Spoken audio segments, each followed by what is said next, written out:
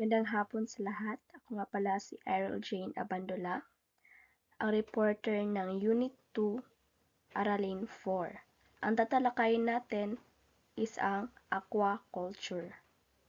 Kahulugan ng aquaculture.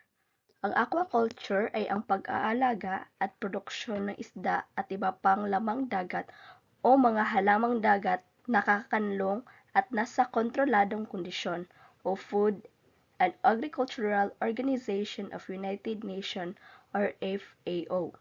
Bahagi rin ng aquaculture ang pagpapalahi, pag-aalaga at paghuli o pag-ani ng mga isda, lamang dagat, algae at iba pang organism na naninirahan sa tubig sa National Ocean Service or NOS. Ang aquaculture ay isang kultura kung saan dito nag-aalaga at nagpaparami sila ng mga isda, halamang dagat at lamang dagat sa mga kontroladong lugar tulad ng palaisdaan. Kabilang dito ang pagpapalahi, pag-aalaga at pag-aani ng mga organismong nabubuhay sa tubig upang matiyak ang sapat at maayos na produksyon. Sa batas na Philippine Fisheries Code ng 1998 ng RA 8550, ang aquaculture ay isang operasyong pangingisda na sumasaklaw sa lahat ng uri ng pagpapalaki, pag-aalaga at pangangasiwa sa mga isda at iba pang yamang tubig. Dahil dito, maaari ding masabi na ang aquaculture ay isang metodo ng produksyon ng pagkain. Ayon daw sa Philippine Fisheries Code ng 1998, ang aquaculture ay operasyon ng pangingisda na kinabibilangan ng pagpapalaki, pag-aalaga at pangangasiwa ng isda at iba pang yamang tubig. Dahil dito, itinuturing din ang aquaculture bilang isang paraan ng produksyon ng pagkain na tumutulong sa pagkakaroon ng sapat na supply ng yamang dagat para sa mga tao. Mga kahalagahan ng aquaculture, kagaya ng paghahayupan at pagtatanim, maging ang pag-aalaga ng mga yamang tubig ay mayroon ding mga kahalagahan at ilang sa mga kahalagang ito ay makikita sa ibaba. Una, sa pamamagitan ng aquaculture, napapanatili ang mga fish habitat sa mga bahagi ng tubig dahil dito nabubuhay ang mga isda. Malaki talaga ang nabibigay na importansya ng aquaculture sa mga isda dahil meron silang kalayaan na maging maparami nila ang kanilang mga lahi at marami ding makukonsume ang mga tao. Pangalawa, bilang isang sistema, maaari din nitong mapanatili ang habitat ng mga isda at lamang dagat, paninibaguhin ang mga stockfish at iba pang lamang tubig, maging lumikha ng mga bagong populasyon ng isda at alamang tubig. Pangatlo, ang aquaculture ang responsible sa halos kalahati ng mga isda na kinakain ng lahat. Ang isda ang isa sa mga pangunahing pinagmumula ng protina at ang aquaculture ay isang sustainable na pamamaraang agrikultura at produksyon ng pagkain sa pamamagitan ng pagbabawas o di paggamit ng mga hayop sa lupa na naglalabas ng mataas na carbon footprint. Ayon dito, ang aquaculture ay halos kalahati ng isda na nagpo-produce ng kinakain ng mga tao, kaya mahalaga ito bilang pinagmumulan ng protina. Bukod dito, itinuturing itong sustainable na paraan ng produksyon ng pagkain dahil gumamit ito ng yamang tubig sa halip ng mga hayop at sa lupa, na nakakatulong bawasan ang carbon footprint at protektahan ang mga kalikasan. Ilang mahahalagang termino sa aquaculture. Una, ang fish hatchery. Ginagawa ang malakihang produksyon ng mga similya o mga larvae, fry. Ito ay lugar din para sa artificial o natural breeding ng mga isda at pag-aalaga ng mga juvenile na isda at mga shellfish. Katulad ng litrato na nasa baba, isang lugar kung saan malakihang pinalalaki ang mga itlog o larvae ng isda. Dito rin isinasagaw ang artificial o natural na pagpapalahi at pinapalaki ang mga juvenile na isda at shellfish bago ilipat sa palisdaan o ibang grow-out areas para sa produksyon. Pangalawa ang fry. Ito ay mga bagong silang na mga isda. Ang kulay ay halos transparent na may malalaking ulo. Malayo ang kanilang itsura sa hustong gulang o matandang isda. Katulad ng halimbawa sa ibaba, ang fry ay mga bagong pisa pa lamang na mga itlog. Mas malaki ang kanilang ulo kumpara sa kanilang katawan. Dahil hindi pa ganap na nabubuo ang kanilang bahagi, malayo pa ang kanilang anyo sa tunggulang na isda at napaka-sensitibo nila sa kapaligiran kaya kailangan ng maingat na pag-aalaga, tamang pagkain at malinis na tubig upang sila ay mabuhay at lumaki. Halimbawa, sa bangus. Ang bagong pisang bangus na inilalagay sa nursery pond ay tinatawag na fry. Ang mga fry na ito ay pinapakain ng pinong natural food tulad ng lablab o algae, hanggang nasa sila ay lumaki at maging fingerlings. Pangatlo ay ang fish nursery operation. Ito ay mga gawain o operasyon na ginagawa sa maliliit na lugar upang alagaan ang mga maliliit na larvae ng isda o mga fish fry ng halos isang buwan hanggang sa magiging isang fingerling. Sa fish nursery operation, dito isinasagawa sa maliliit at kontroladong lugar tulad ng nursery ponds, tanks, o hapanits upang alagaan at palakihin ang mga larvae ng isda o fish fry. Karaniwang itong tumatagal ng 3 hanggang 4 na linggo hanggang ang mga fry ay magiging fingerlings. Sa yugtong ito, mahalaga ang tamang pagpapakain, kalinisan ng tubig at proteksyon laban sa sakit at predators upang matiyak ang mataas na survival rate ng mga isda. Halimbawa, katulad ng bangus kanina, ang mga bangus ay inilalagay muna sa nursery pond kung saan sila pinapakain ng natural food tulad ng lablab at minsan ay pinong commercial foods. Pagkalipas ng ilang linggo, kapag lumaki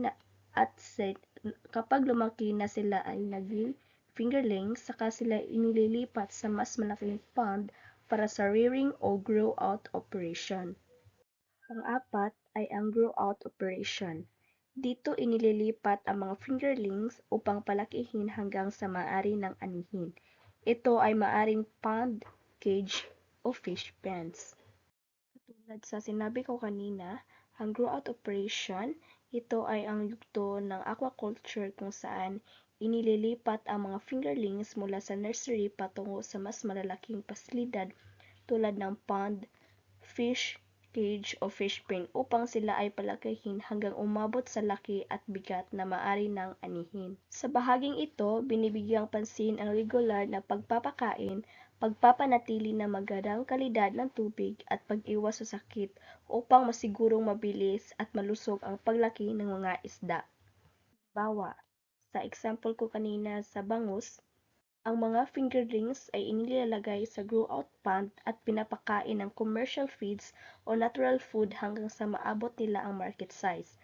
Pagkalipas ng ilang buwan, kapag sapat na ang laki ng bangus, ito ay inaani at ibinebenta sa pamilihan.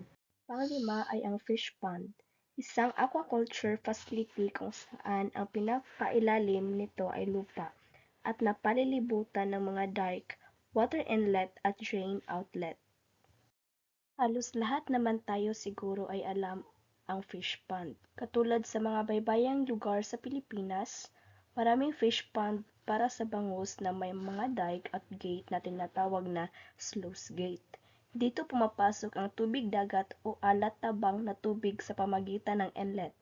At kapag oras na ng pag-aani o pagpapalit ng tubig, inilalabas naman ito sa drain outlet. Pang-anim ay ang fish cage, isang estruktura na parang baliktad na kulambo na napapalibutan ng net sa lahat ng gilid, pati na sa ilalim, na sinusuportahan ng matitibay at matitigas na frame o mga float. Kadalasan, inilalagay ang fish cage sa lawa, ilog o dagat at ang tubig ay malayang pumapasok at lumalabas sa net kaya tuloy-tuloy ang palitan ng sariwang tubig na mahalaga sa kalusugan at pagpapalaki ng mga isda. Halimbawa, sa lawa ng Taal at Laguna de Bay, maraming mangingisda ang gumagamit ng fish cage para sa pag-aalaga ng tilapia. Ang mga tilapia o fingerlings nito ay inilalagay sa loob ng cage, pinapakain araw-araw at pagkatapos ng ilang buwan, kapag sapat na ang laki ay inaani at inibibenta sa lokal na pamilihan. Pang-pito ay ang fish pen, isang artipisyal na kulungan na ang katawan ay ginagamit para sa pag-aalaga ng isda na gawa sa mga tulos o masinsing inaayos gamit ang mga kahoy, screen at mga nylon na net para hindi makawala ang isda na ang enclosure sa ilalim ay sea o riverbed. Ang mga tulos ay nilalagyan ng screen at nylon net upang hindi makalabas ang mga isda, habang ang natural na tubig ay patuloy na dumadaloy sa loob ng fish pen. Hindi tulad ng fish cage na nakalutang, ang fish tank ay nakapirme sa ilalim ng tubig at mas malawak ang sakop na lugar. Halimbawa, sa Laguna de Bay, maraming fish pen ang ginagamit sa pag-aalaga ng bangus at tilapia. Ang mga isda ay malayang lumalangoy sa loob ng malawak na fish pen na napapalibutan ng mga tulos at lambat. Dahil natural ang daloy ng tubig at may sapat na espasyo, ang mga isda ay malusog na lumalaki hanggang sa panahon ng pag-aani. Pangwalo naman ay ang fish tank, isang culture system na gawa sa semento, glass o plastic na iba-iba ang hugis. Sa tank culture, ang sistema na nagtatapon ng tubig matapos gamitin ay tinatawag na flow-through system. Samantalang ang nagre-resiklo ng tubig ay tinatawag na recirculating system. Sa fish tanks, maaaring may iba't ibang hugis tulad ng bilog, parisukat o parihaba na ginagamit ang fish tanks kapag kailangan ng mas kontroladong kapaligiran para sa pag-aalaga ng isda, lalo na sa larval, nursery o experimental culture. Dahil limitado ang espasyo, mas madaling kontrolin ang kalidad ng tubig, pagpapakain at kalusugan ng isda. Ang flow-through system naman ito ay sistemang kung saan ang ginagamit na tubig ay tuloy-tuloy na itinatapon at pinapalitan ng sariwang tubig. Nakakatulong ito upang manatiling malinis ang tubig at maiwasan ang pag-ipon ng dumi at lason. Ang recirculating system naman, ito ay sistemang kung saan ang tubig ay nililinis at muling ginagamit sa pamamagitan ng filters bago ibalik sa fish tank. Mas matipid ito sa tubig at mas environment friendly. Halimbawa, sa mga hatchery ng tilapia at hito sa Pilipinas, gumagamit ng semento at plastic fish tank para alagaan ang larvae at fry. Sa ilang commercial farms, ginagamit ang recirculating system upang makatipid sa tubig at mapanatili ang magandang kalidad ng tubig. Habang sa maliliit na hatchery naman ay karaniwan ang flow-through system kung saan direktang pinapalitan ang tubig pagkatapos gamitin. Tatlong uri ng aquaculture. May tatlong uri ng aquaculture based sa uri ng tubig at ito ang marine culture o mariculture, freshwater culture, at brackish water culture. Una ay ang marine aquaculture o mariculture. Ang uri ng aquaculture na ito ay ginagawa sa karagatan, dagat, wawa o bunganga ng ilog. Dito inaalagaan ang mga talaba, kabibi, tahong, hipon, halamang dagat o seaweeds, at iba pang mga isda kagaya ng malaga, apahap, pampano, at tuna. Sa sistemang ito, inaalagaan at pinaparami ang mga organismong dagat gamit ang natural na tubig dagat at mga pasilidad tulad ng fish cage, fish pen, raft at long line system. Mahalaga sa mariculture ang tamang lokasyon, kalidad ng tubig at pangangalaga sa kapaligiran upang maging malusog at mataas ang pang-ani. Halimbawa lamang ito ay ang Batangas at Zambales. May mga marine fish cage para sa pag-aalaga ng lapu-lapu at pampano, na pagkatapos ng ilang buwan ay inaani at ibinebenta sa lokal at internasyonal na merkado. Ilan lamang ito sa mga halimbawa ng marine culture: tuna, pampano, at sea bass, malaga at apaka. Pangalawa ay ang brackish water aquaculture, isang uri ng aquaculture na ginagawa sa mga fish pond sa mga coastal area o malapit sa karagatan. Sa ganitong uri ng aquaculture, inaalagaan ang mga bangus. Sa aquaculture na ito, sinusunod ang tradisyonal na mga practice o mga gawain sa isang pond system o nursery, transition, rearing at grow-out operation. Sa culture na ito, may mga pond na ginagamit para sa pag-aalaga ng mga fingerling bago ilagay sa grow-out ponds. Ang tank sa ganitong sistema, pinalalaki ang mga bangus, tilapia, hipon, swahe, alimango, mga snapper kagaya ng maya-maya o mga grouper kagaya ng lapu-lapu. Sa brackish water culture na isinasagawa sa alat-tabang na tubig, karaniwang matatagpuan sa mga coastal area o malapit sa karagatan kung saan naghahalo ang tubig dagat at tubig tabang. Ginagamit dito ang mga fish pond na kontrolado ang pagpasok at paglabas ng tubig. Sa ganitong uri ng aquaculture, karaniwang inaalagaan ang bangus, ngunit maaaring palakihin ang tilapia, hipon, swake, alimango, snapper, maya-maya at grouper lapu-lapu. Samantalang sinusunod ng brackish water aquaculture ang traditional na pond system na may iba't ibang yugto ng operasyon tulad ng nursery, transportation, rearing at grow-out operation. Una, ang mga fry o fingerlings ay inaalagaan muna sa nursery ponds upang lumakas at lumaki. Kapag sapat na ang laki at tibay ng mga fingerlings, saka sila inililipat sa grow-out ponds, kung saan sila pinalalaki hanggang umabot sa market size at maaaring nang anihin. Sa larawan niya nasa ibaba, ito ay ang brackish water aquaculture o isang farm. Tapos, ang groupers ay ang lapu-lapu and the snappers ang maya-maya.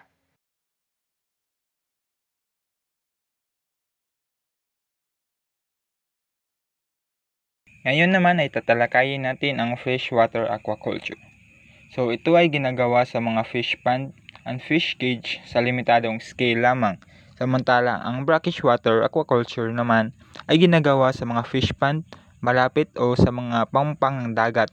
So ito ay yung mga malapit sa dagat or yung mga maalat-alat. So samantalang sa marine culture ay ginagawa sa mga fish cage o sa mga substrate para sa mga mollusks at seaweed, kagaya ng mga tali at mga tulos o rafts. So ang freshwater aquaculture ay isa itong uri ng aquaculture kung saan ang mga isdang tabang ay inalagaan. So madalas ito ay gawa lamang sa mga tao or mga man-made. So ito ay yung mga man-made na mga fish ponds, fish cage, mga fish pin at mga pitak ng bukid. So sa ganitong sistema, ang maaaring maalagaan ay yung mga tilapia, mga hito, igat at hipon. So ito ang example ng fish pond. Next is mga kategorya ng aquaculture. So meron tayong 4 na kategorya ng aquaculture. The first one is ang open water systems. The second one is pond culture. The third one is flow through raceways. And the fourth one is the recirculating aquaculture systems o RAS. So, una nating tatalakayin ay ang open water system. Ang open water system ay isang aquaculture na ginagawa sa natural na anyong tubig, kagaya ng karagatan, dagat, pampang, lagoon, lawa, at ilog. So sa open water system, ang mga alaga po dito ay nilalagay sa mga fish cage, sa mga fish pin, o diretso sa bukas na tubig. So ang daloy ng tubig dito ay nakakapagpalakas ng oxygen at temperatura po dito ay mga natural lang. Kaya hindi ito ganap na kontrolado ng mga tao. So kadalasang pina-farm po dito ay ang mga tahong, talaba, minsan lapu-lapu at marami pang iba. The next one is ang pond culture. So ito ay ginagawa sa mga danaw. Maaring ang mga pond ay likhang tao. So narapat na ang isang mangingisda na itayo ang mga danaw sa lugar na may maayos na water source pagdating sa kalidad at kantidad nito. Sa pond culture naman ay ginagawa ng hukay o mga palisdaan na may tubig tabang o kadalasan ay mga maalat or alat tabang. So dito nagpapakain, nag-aalaga ng mga isda at mas kontrolado kumpara sa open water system. Kadalasan namang pina-farm dito ay yung mga bangus, tilapia, hipon. And the next one is the flow through raceways. So ginagawa sa isang artificial na kanal o channel. So sa sistemang ito, ang malinis na tubig ay pumapasok sa isang dulo ng raceway at umaagos palabas sa kabilang dulo. Dahil dito, laging may sapat na oxygen at natatanggal yung mga dumi at mga tira-tirang pagkain. So sa Pilipinas po ay bihira lang itong gamitin. So mga kadalasang gumagamit nito ay sa ibang bansa katulad ng Canada, USA, Norway, UK, Japan at sa Germany. The next one is recirculating aquaculture system o RAS. So sa RAS, ang mga isda ay pinapalaki sa mga tangke. Ang tubig mula sa tangke ay dumadaan sa mga mechanical at biological filters upang alisin ang dumi at nakalalasong mga chemical katulad ng mga ammonia. So mayroong tatlong phases ang produksyon ng isda. Ito ay ang sumusunod. The first one is phase 1, the hatchery. So sa hatchery, ang itlog ng isda ay ipinapapisa hanggang ito ay maging fry. So sa phase 2 is ang nursery. So ito ay ang ikalawang yugto kung saan ang fry ay inaalagaan hanggang maging fingerlings o yung mga maliliit na isda. So sa phase 3 is ang grow out. Ito naman ay huling proseso ng produksyon. Dito pinapalaki ang mga fingerlings hanggang umabot sa mga marketable size o laki na maaari ng pwede nang ibenta. So mahalagang konsiderasyon ang laki o sukat ng isda at naaayon sa laki ng tangke. Ang maliit na isda ay nararapat sa mga maliliit din na tangke, samantalang yung mga malalaking isda naman ay nararapat doon sa mga malalaking tangke. So ilan pa sa mga mahalagang konsiderasyon ay ang mga sumusunod. The first one is ang aeration. Sa prosesong ito, patuloy na tila ginagalaw ang tubig upang magkaroon ng mas malawak na surface area ang tubig sa hangin na siya namang nagpapabuti ng gas exchange. So sinasabi nila na mas maunting bula ay mas mataas ang gas exchange. Ang aeration ay ginagawa sa mas maliit na tangke o aquarium at paddle wells naman sa mga fish ponds. So ang aeration ay proseso ng paggalaw ng tubig upang madagdagan ang oxygen at mapabuti ang gas exchange. So ginagamit ang aeration sa mga maliliit na tangke. So ito yung mga nagkakos ng bula sa inyong mga aquarium. At ang paddle wells naman ay sa mga malalaki ng mga area katulad ng fish ponds. Next one is ang waste management o pangangasiwa ng dumi. So ito ang lahat ng tubig na nanggagaling sa mga tangke ay masasabi ng marumi. Kaya nangangailangan na ang tubig na ito ay matreat at matanggal ang mga solidong dumi sapagkat ang mga duming ito ay nakakasama sa paglaki ng mga alagang isda. Iba-ibang paraan ang maaring gawin dito kagaya ng dual drain or bottom drain at solid lifting outflow. So ang waste management o pangangasiwa ng dumi sa aquarium ay mahalaga dahil ang tubig mula sa mga tangke ay nagiging marumi. So maaring makasama sa paglaki sa mga isda. So kailangan itong alisin ang dumi upang panatili nating malinis at ligtas ang tubig. So halimbawa sa isang solid lifting outflows na design ay gumagamit ng mga PVC na mga pipa na umaabot sa ilalim upang ang mga dumi sa ilalim ay matanggal. Walang mga natatangay o nakatatakas na isda.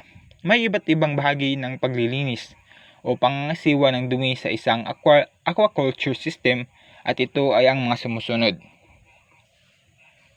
The first one is ang solid filtration. Dahil ang mga isda ay hindi madalas kumakain ng fish feed, halos sangkapat o hanggang kalahati ng fish feed ang nagiging dumi o nararapat tanggalin. Ang mga mechanical filter na nakalagay sa mga aquaculture system ay para maiwasan na ang mga feed ay maging silid or solid waste. So ang solid filtration ay proseso ng pagtanggal ng mga natitirang fish feed at solidong dumi sa tubig dahil hindi lahat ng pagkain ay mga nakakakain ng isda or mga nakain ng isda. Ang mga sobrang feed ay nagiging dumi na maaaring makasama sa kalidad ng tubig. Gumagamit ng mechanical filters sa aquaculture system upang salain at alisin ang mga solid waste at mapanatiling malinis at ligtas ang tirahan ng mga isda. The next one is ang biological filtration. Ang mga biological filtration ay mayroong mga substrate kung saan ang mga good bacteria ay namamalagi. Sa mga ganitong filter, gumagamit ang mataas na surface area upang hayaang ang tubig ay umagos at gas transference upang mas mapataas ang pagpapalit ng mga toxins sa tubig. Ang biological filtration ay gumagamit ng biofilter na may mga substrate kung saan naninirahan ang mga mabubuting bakterya. Ang mga mabuting bakterya ay tumutulong magpalit o magbawas ng mga nakalalasong sangkap sa tubig. So dahil sa mataas na surface area ng biofilter, mas epektibo ang daloy ng tubig at gas exchange, kaya mapapabuti ang kalidad ng tubig para sa kalusugan ng mga isda. The next one is ang sump tank. Dito kinikolekta ang tubig gamit ang gravity. Ito ang nasa ilalim ng sistema na may tuturing ding reservoir. Dito walang halaman at isda ang hinahayaang lumaki sapagkat sa sump tank, tinutunaw ang mga nutrients at mga chemical bago hayaang maisama sa sistema ng tubig. Ang sump tank ay isang tangke na nasa ilalim ng aquaculture kung saan naiipon ang tubig gamit ang gravity. Ito ay nagsisilbing reservoir at lugar na nagproseso ng tubig, walang mga isda, walang halaman. Dito dahil sa sump tank, tinitrate at tinutunaw ang mga nutrients at chemical bago ibalik ang malinis na tubig sa buong sistema. The fourth one or the next one is pumps. So ito ay ginagamit upang mapangasiwaan ang pag-agos ng tubig. Halimbawa ng mga ito ay ang impeller at airlift pumps. So ang pumps ay ginagamit upang kontrolin at mapanatili ang maayos na pag-agos ng tubig sa aquaculture system. Tulad ng impeller or airlift pumps, tumutulong ang mga ito sa paglipat ng tubig upang masiguradong pantay ang sirkulasyon at sapat ang supply ng oxygen para sa mga isda. The next one is ang plumbing. Ito ay ginagamit upang mailipat ang tubig o mapadali ang tubig sa iba't ibang bahagi ng sistema. Matapos ang mga pump, ang mga tubo at pipa ang siyang nagdadala ng mga tubig sa iba't ibang bahagi ng sistema sapagkat sila ang nagkokonekta sa mga reservoir at sa mga pump. Ang mga pipa ay maaaring gawa sa metal, bakal, o mga PVC. Ang plumbing ay tumutukoy sa mga tubo at pipa na ginagamit upang dalhin yung mga tubig na kinahanglan or nararapat na ipamahagi sa iba't ibang bahagi ng aquaculture system. So ito ang nagkukonekta sa mga pump at reservoir upang maging maayos ang daloy ng tubig. Maaring gawa ito sa mga metal, bakal, or mga PVC. Ang mga pipa depende sa pangangailangan ng sistema. So ito ang mga karaniwang laman dagat sa Pilipinas. Ito ay ang mga bangus, tilapia, hipon, talaba, guso or seaweeds. Ang pagpapalaki ng mga isda at crustaceans ay ginagawa sa fish ponds, fish pens, fish cage at tanks. Para sa mga mollusks at mga seaweed, sila ay pinapalaki sa mga floating raft at sa pamamagitan ng line or bitin at stake or tulos methods. So ang bitin culture method, dito ay tinatali yung mga tahong at seaweeds. Dito naman sa tulos culture method ay ang mga kahoy ay itinatayo sa ilalim ng tubig at doon itinatali ang mga seaweed o mollusks. The next one is ang raft method. So dito gumagamit ng palutang kung saan nakakabit ang mga seaweeds o mollusks sa lubid. So ang extensive system ay ginagamitan ng low stocking density, halimbawa ay 5,000 to 10,000 na mga hipon o yung mga shrimp post larvae kada ektarya na walang karagdagang pagpapakain. Samantalang ang pagpapataba ay ginagawa rin upang mas mapalago at mapataas ang produksyon ng mga natural na pagkain sa tubig. Ang mga intensive system naman ay gumagamit ng high stocking densities. Ang mga isda o ang mga lamang dagat ay binibigyan ng commercial na pagkain o diet. Sa ganitong sistema, gumagamit ng mga paddle wheel, aerator, or air blower para magdagdagan ang dissolved oxygen sa tubig. So, sistemang polyculture. Mga halimbawa ng polyculture, ang mga fish pond ay maaaring pagyamanin sa pamamagitan ng manunuring at chemical fertilization o sa pamamagitan ng iba't ibang feeding practice. Sa polyculture, ang isdang may iba't ibang feeding habit ay pinagsasama upang magamit. Sa polyculture, ilan ito sa mahahalagang bagay na dapat isaalang-alang sa pagpili ng mga species at dami ng aalagaang lamang tubig. The first one is temperatura ng tubig. So dapat angkop ang init o lamig ng tubig para mabuhay at lumaki ng maayos ang mga isda. The second one is ang market value ng isda. Siyempre, piliin ang mga isdang madaling ibenta at mataas na presyo upang madali yung kita. The third one is ang fertilization practices sa tangke o fish pen. So gumagamit ng pataba upang dumami ang natural na pagkain ng isda. So the fourth one is ang feeding habit ng isda. So kinakailangan pagsamahin ang isdang may iba't ibang pagkain upang hindi sila mag-aagawan ng kanilang mga pagkain. So the fifth one is ang potential na uncontrolled spawning sa mga fish pen. So iwasan ang sobrang pagpaparami ng isda dahil maaaring magsiksikan at kulangin sa pagkain. So yun lang po, maraming salamat.